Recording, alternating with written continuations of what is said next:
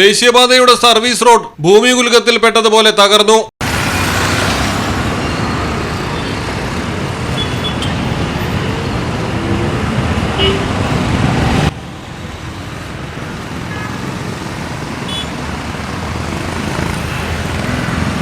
തിരുവനന്തപുരത്താണ് സംഭവം. കഴക്കൂട്ടം കാരോട് ദേശീയപാതയുടെ സർവീസ് റോഡിലാണ് മഴയെ തുടർന്ന് വിണ്ട് ഗർത്തങ്ങളുണ്ടായത്. കുളത്തൂർ ഭാഗത്തെ സർവീസ് റോഡാണ് കൂടുതൽ തകർന്നത്. 150 മീറ്ററോളം ഭാഗത്താണ് ഇൻഫോസിസിന് എതിർവശത്തായി റോഡ് താഴ്ന്നത്. 15 അടിയോളം ഉയരമുള്ള ഓടയുടെ കോൺക്രീറ്റ് ഭിത്തിയും തകർന്നു.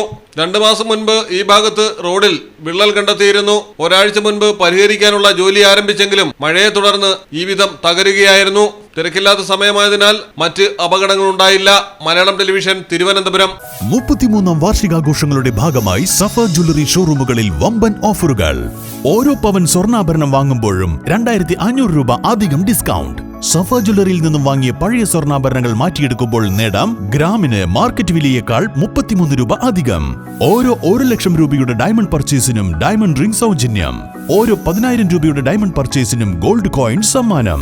വിവാഹ ആഭരണങ്ങളുടെ വലിയ കളക്ഷനും കുറഞ്ഞ പണിക്കൂലിയുമായി സഫാഘോഷം വെഡിംഗ് ഫെസ്റ്റ്.